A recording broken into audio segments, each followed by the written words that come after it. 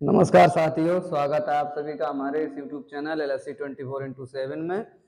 जहां पर आपको पता है इस प्लेटफॉर्म से हम आपको भारत के भूगोल से संबंधित कुछ सामान्य जानकारी प्रदान कर रहे हैं। हमारी क्लासेस भारत की भूगोल से संबंधित होती हैं। आगामी परीक्षाओं में आने वाली जो भी परीक्षाएं हैं उनमें GS में अगर आपको भारत के भूगोल से संबंधित कहीं पर भी कोई क्वेश्चन पूछा जाता है तो उस क्वेश्चन के लिए हमारी क्लास महत्वपूर्ण होने वाली है। तो आप हमसे जुड़े रहिए, हमारी वीडियो को अंत तक देखिए और अपनी तैयारी को मजबूत करिए। जैसा कि आपको पता है, अगर आप पहली बार हमारे चैनल पर हो तो लाइक कर लीजिए, हमारे चैनल को सब्सक्राइब कर लीजिए और हमारी जो भी पिछली वाली क्लासें हैं स्टार्ट से लेकर सारे पार्ट हमारी प्ले लिस्ट में जोड़ दिए गए हैं। आप वहां जाकर सारी क्लास को देख सकते हो। और जैसा कि आपको पता है, पिछली वाली क्लास में हम लोगों ने भारत के अपवाह तंत्र के बारे में कुछ बातचीत की थी। तो भारत के अपवाह तंत्र को हमने दो भागों में बांटा था, एक तो हिमालय नदी तंत्र और उसका बाद दूसरा था प्रायद्वीपीय नदी तंत्र। तो भारत के हिमालय नदी तंत्र में 3 नदियां आती हैं, सिंधु नदी तंत्र, गंगा नदी तंत्र, ब्रह्मपुत्र नदी तंत्र। उसके बाद प्रायद्वीपीय जो नदी तंत्र है उसमें 2 तरह की नदियां हैं, एक तो अरब सागरीय नदी तंत्र है, दूसरा बंगाल की खाड़ी नदी तंत्र है। तो यहाँ पर हमने सबसे पहले हिमालय नदी तंत्र को डिस्कस किया था। हिमालय नदी तंत्र में सबसे पहला हम पढ़ रहे थे सिंधु नदी तंत्र।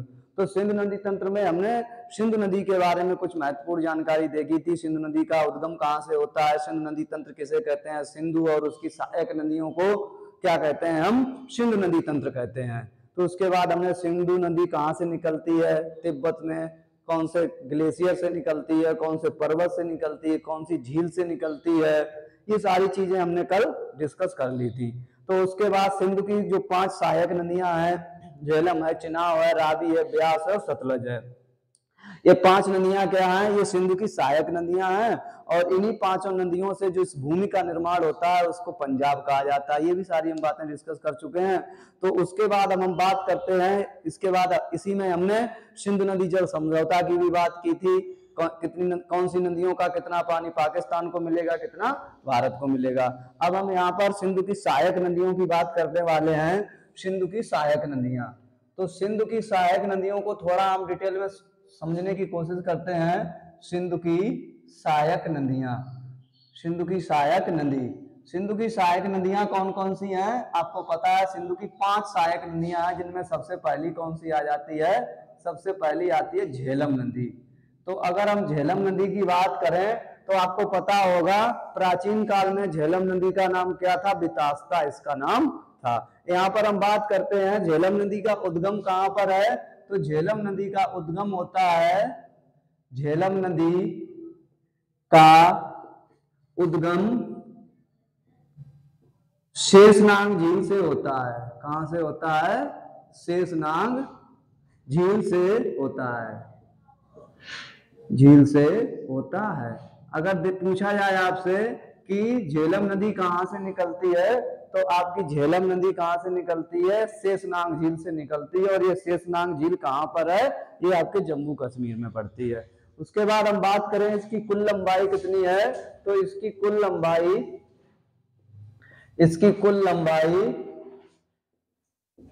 714 किलोमीटर है। 714 किलोमीटर लंबी झेलम नदी का उद्गम कहां से होता है, शेषनाग झील से होता है। उसके बाद हम बात करते हैं कि ये नदी जब से जम्मू कश्मीर से निकलती है, जम्मू कश्मीर से निकलने के बाद एक जगह पर आकर ये थोड़ी देर के लिए रुक जाती है। और जब ये रुक जाती है तो वहां पर एक झील का निर्माण होता है, जिसको क्या कहते हैं, जिसको बुलर झील कहते हैं।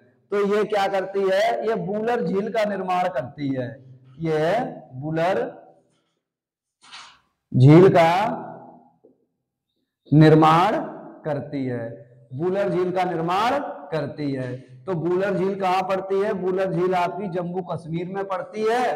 और बुलर झील क्या है, ये भारत की सबसे बड़ी ताजे पानी की झील है। बुलर झील की विशेषता क्या है, भारत की सबसे बड़ी ताजे पानी की झील कौन सी है, ये आपकी बुलर झील है। अगर आपसे पूछा जाए कहां पर पड़ती है, तो ये आपकी जम्मू कश्मीर में पड़ती है। इसी नदी के किनारे क्या है, झेलम नदी के किनारे एक शहर बसा हुआ है, इसका क्या नाम है, श्रीनगर। श्रीनगर जम्मू कश्मीर में, श्रीनगर झेलम नदी के किनारे बसा है, झेलम नदी के किनारे बसा है। तो आपका एक शहर है जिसका नाम क्या है, श्रीनगर शहर है, कौन सी नदी के तट पर बसा हुआ है। कभी क्वेश्चन पूछा जाता है भूगोल में, इस तरह के क्वेश्चन ज्यादा पूछने की संभावना रहती है। कुछ नदियों के नाम दिए होते हैं और कुछ प्रमुख शहरों के नाम दिए होते हैं, आपको बताना होता है कौन सी नदी के किनारे कौन सा शहर बसा हुआ है। तो श्रीनगर शहर किसके किनारे बसा हुआ है, झेलम नदी के किनारे बसा हुआ है। श्रीनगर को शहर को बसाने वाला कौन था, इसको अशोक ने बसाया था, जो मौर्य काल में हुआ था अशोक, उसके द्वारा श्रीनगर शहर को बसाया गया था। इसी पर 2-3 परियोजनाएं हैं। इस पर कौन सी परियोजना है, उरी और तुलबुल, उरी और तुलबुल परियोजनाएं कौन सी नदी पर हैं, अगर पूछा जाए तो उरी और तुलबुल परियोजनाएं आपकी झेलम नदी पर है। ये भी आप इंपॉर्टेंट है, रखना याद। झेलम नदी पर 2 परियोजनाएं हैं। कौन कौन सी परियोजना है, एक तो उरी परियोजना है और एक आपकी तुलबुल परियोजना है। तो उरी और तुलबुल परियोजनाएं ये दोनों कौन सी नदी पर हैं, ये आपकी झेलम नदी पर है। उसके बाद हम बात करते हैं, अगली नदी है कौन सी, आपकी चिनाव। दूसरी नदी पड़ती है, सिंधु की दूसरी सहायक नदी है, इसका नाम है चिनाव।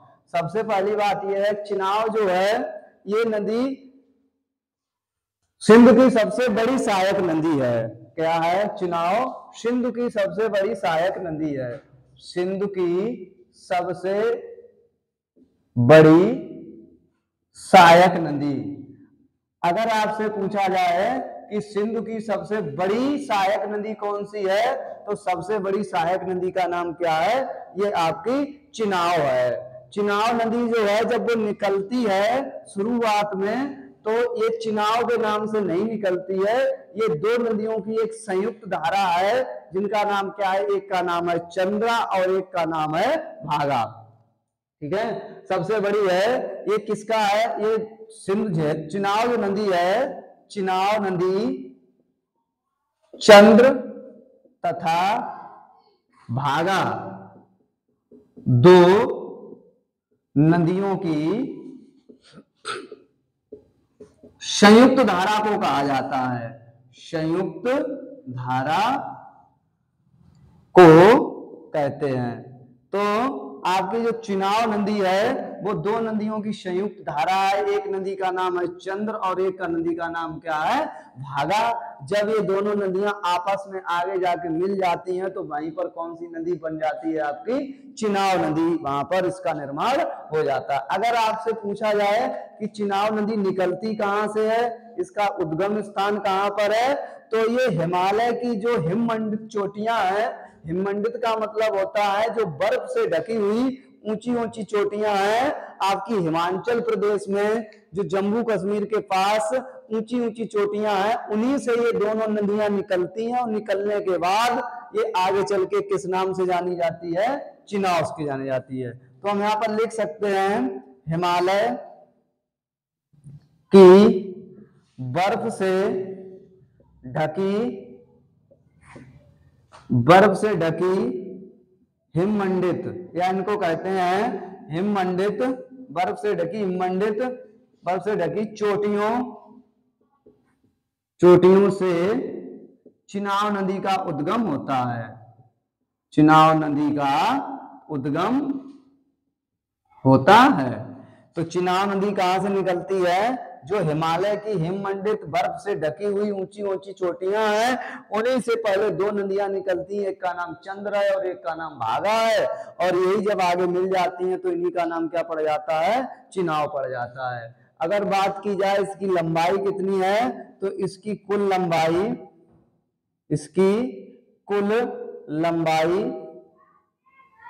1118 किलोमीटर है। जैसा आपको पता है ये आपकी क्या है, ये 1118 है या 1180 है, कुछ भी है, आप कर लेना, कहीं कहीं पर 1180 भी है। तो ये 1180 किलोमीटर लंबी भारत की सिंधु नदी उसकी सबसे लंबी सहायक नदी है। सबसे बड़ी सहायक नदी कौन सी है? ये आपकी चिनाब नदी है। उसके बाद हम तीसरी नदी की बात करते हैं। तीसरी नदी कौन सी है? रावी। चिनाब के बाद कौन सी आती है? रावी नदी आती है। इसकी सहायक नदी है रावी। यहाँ पर अब हम देखते हैं दूसरी सहायक नदी के बारे में, जिसका क्या नाम है? रावी नदी के बारे में। देखिए तीसरी है इसकी रावी नदी। चिनाब नदी को प्राचीन काल में वेदों में किस नाम से जाना जाता था? अस्किनी के नाम से जाना जाता था। अब हम बात करते हैं रावी नदी की बात करते हैं। रावी को किस नाम से जानते थे? पुरुषोड़ी नदी के नाम से इसको जाना जाता था। तो ये कहां से निकलती है अगर पूछा जाए? इसका उद्गम कहां से होता है? इसका उद्गम रोहतांग दर्रे से होता है। रोहतांग, ये रोहतांग दर्रा कहां पर पड़ता है? रोहतांग दर्रा ये आपका हिमाचल प्रदेश में पड़ता है। हिमाचल प्रदेश में। तो ये रोहतांग दर्रे से, इसका उद्गम रोहतांग दर्रे से होता है। तो रोहतांग दर्रे से निकलने वाली नदी का क्या नाम है? ये आपकी रावी नदी है। प्राचीन काल में इसको किस नाम से जानते थे? प्राचीन काल में इसको पुरुषोड़ी नदी के नाम से जानते थे। अगर पूछा जाए इसकी कुल लंबाई कितनी है? अगर रावी नदी की लंबाई की बात की जाए तो इसकी लंबाई लगभग आपकी 750 किलोमीटर है। इसकी लंबाई 725 किलोमीटर है। अगर बात की जाए इस पर दो परियोजनाएं हैं। एक इस पर कौन सी है? इस पर एक थीम परियोजना है और एक इस पर चमेरा परियोजना है। इस नदी पर दो परियोजनाएं हैं। एक इस नदी पर, एक तो थीम और दूसरी इस नदी पर थीम तथा चमेरा परियोजनाएं हैं।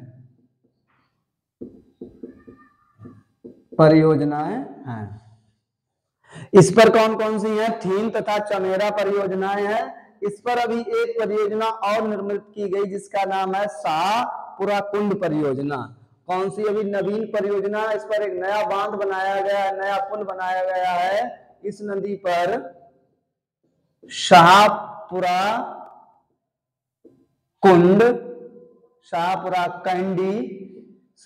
कैंडी बांध बनाया गया है।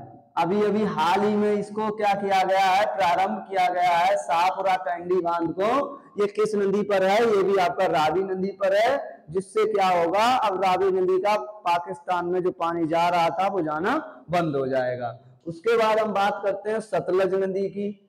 आपकी चौथी कौन सी है?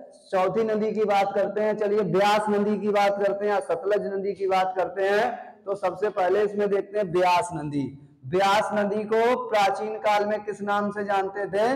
ब्यास नदी को प्राचीन काल में बिपाशा के नाम से जाना जाता था। पीछे वाले लेक्चर में हमने आप सबको इन नदियों के प्राचीन नाम भी लिखवाए हैं। तो ब्यास नदी की बात करते हैं। ये भी कहां से निकलती है? ये भी रोहतांग दर्रे में ब्यास कुंड के पास से निकलती है। इसका उद्गम भी कहां पर होता है? इसका उद्गम रोहतांग दर्रे में, रोहतांग दर्रे से ब्यास कुंड कहां से निकलती है? ब्यास कुंड से होता है। इसका उद्गम रोहतांग दर्रे से ब्यास कुंड से होता है। बात की जाए इसकी लंबाई कितनी है? तो ये ज्यादा लंबी नदी नहीं है। इसकी लंबाई है 470 किलोमीटर। इसकी लंबाई 470 किलोमीटर है। रावी नदी, ब्यास नदी, तो ब्यास नदी की लंबाई कितनी है? 470 किलोमीटर। अगर देखा जाए इस नदी पर ये बहुत ही फेमस परियोजना है जिसका क्या नाम है? इस नदी पर, ब्यास नदी पर एक परियोजना है पोंग परियोजना। कौन सी है? पोंग परियोजना है। तो पोंग परियोजना किस नदी पर है? ये आपकी पोंग परियोजना आपकी ब्यास नदी पर है। तो उसके बाद हम बात करते हैं, पांचवी है आपकी सिंधु की सहायक नदी जिसका नाम है सतलज। सतलज नदी को प्राचीन काल में किस नाम से जानते थे? इसको सुताद्री के नाम से जानते थे। सतलज नदी की बात की जाए तो ये कहां से निकलती है? ये राकसताल नामक स्थान से निकलती है और सिटकीला दर्रा से भारत में प्रवेश करती है। इसका उद्गम कहां से होता है? इसका उद्गम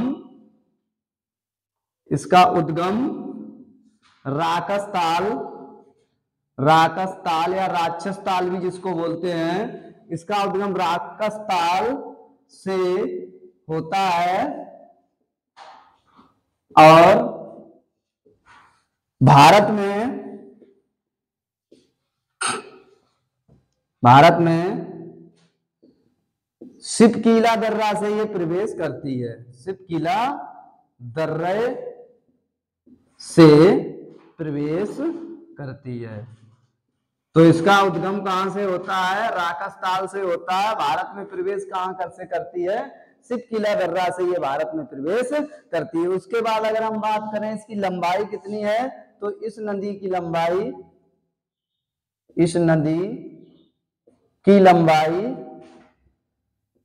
1050 किलोमीटर है।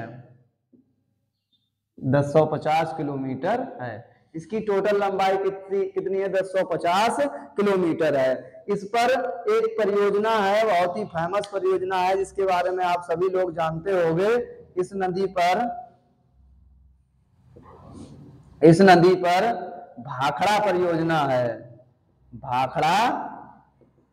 भाखड़ा परियोजना है। कौन सी नदी पर है? सतलज नदी पर है। अक्सर पूछा जाने वाला क्वेश्चन है, भाखड़ा परियोजना किस नदी पर है? ये आपकी सतलज नदी पर है। कौन से राज्य में पड़ती है? पंजाब राज्य में पड़ती है। तो भाखड़ा पर, इस नदी पर भाखड़ा परियोजना पंजाब में, और एक और परियोजना है जिसका नाम है नाथपा। ठीक है, नाथपा परियोजना। भाखड़ा परियोजना पंजाब में, नाथपा परियोजना, तथा एक और है इंदिरा गांधी नहर परियोजना। एक और है इंदिरा गांधी नहर परियोजना। कभी कभी पूछा जाता है इंदिरा गांधी नहर परियोजना किस नदी पर है, तो ये भी आपकी सतलज नदी पर है। ये आपके महत्वपूर्ण क्वेश्चन थे। कहां से? सिंधु की सहायक नदियों से। तो सबसे पहले हमने इसमें किसको देखा था? सबसे पहले हमने इसमें झेलम नदी को देखा था। झेलम नदी का उद्गम कहां से होता है? वो हमने देखा शेषनाग झील से होता है जम्मू कश्मीर में। और ये जब नदी आगे बढ़ती है तो एक जगह पर इसका पानी इकट्ठा हो जाता है, और उस पानी के इकट्ठे होने से वहां पर एक झील का निर्माण होता है जिसको बूलर झील कहा जाता है। उसके बाद बात करते हैं इस नदी की लंबाई। तो झेलम नदी की लंबाई थी 724 किलोमीटर, और इसी नदी के किनारे एक जम्मू कश्मीर में फेमस शहर है जिसका नाम है श्रीनगर, जो इसी नदी के किनारे। और झेलम नदी पर दो परियोजनाएं हैं, एक आपकी उरी परियोजना है और एक आपकी तुलुल परियोजना है। ये दो परियोजनाएं आपकी किस नदी पर है? ये दो परियोजनाएं आपकी झेलम नदी पर है। उसके बाद एक नदी आती है जिसका नाम था चिनाव नदी। ये कहां से निकलती है? ये हिमालय की हिममंडित या बर्फ से ढकी हुई चोटियों से निकलती है। और इसकी लंबाई कितनी है? इसकी लंबाई 1180 किलोमीटर है। चिनाव नदी सिंध की सबसे बड़ी सहायक नदी है, जो कि क्या है? दो नदियों की संयुक्त धारा का नाम क्या है? चिनाव है। एक नदी है चंद्रभागा और दूसरी नदी है भागा।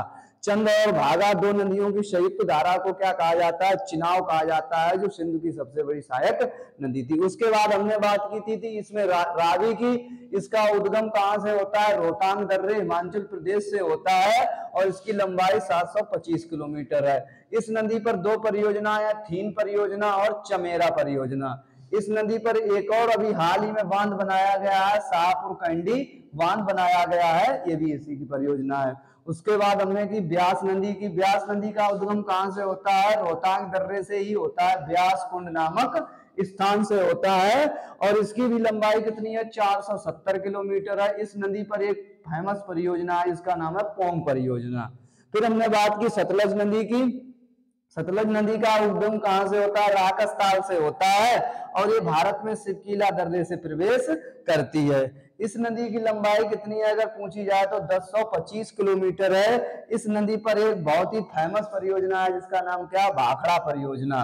भाखड़ा परियोजना कौन से राज्य में है? पंजाब राज्य में है। एक परियोजना और है नाथपा परियोजना, और इसी पर एक कृत्रिम झील निकाली गई है जिसका नाम, कृत्रिम नहर निकाली गई है जिसका नाम है इंदिरा गांधी नहर। ये इंदिरा गांधी नहर परियोजना भी इसमें है। उसके बाद हमने बात की पंचनद की। उसके बाद ये आपका क्या था? ये आपका सिंध नदी तंत्र था। सिंध नदी तंत्र की प्रमुख नदियां थी। उन नदियों पर कौन से आपके बांध हैं, कौन सी परियोजनाएं हैं, कहां से इनका उद्गम होता है, कौन सी सबसे बड़ी नदी है, इनकी हमने बात की। अब हम उसके बाद सिंध नदी परियोजना के बाद हम बात करते हैं गंगा नदी परियोजना की, गंगा नदी तंत्र की। सिंधु नदी तंत्र के बाद हमारा अगला अपवाह तंत्र में जो हिमालयन अपवाह तंत्र है, उसमें अगला हमारा जो अपवाह तंत्र है वो कौन सा है? वो गंगा नदी तंत्र है।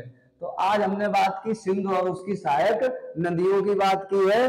अब हम कल वाली क्लास में देखेंगे गंगा नदी तंत्र के बारे में बात करेंगे डिटेल से। भारत का भूगोल से संबंधित वहां पर ये नदी तंत्र बहुत ही महत्वपूर्ण अपनी विशेषता रखता है।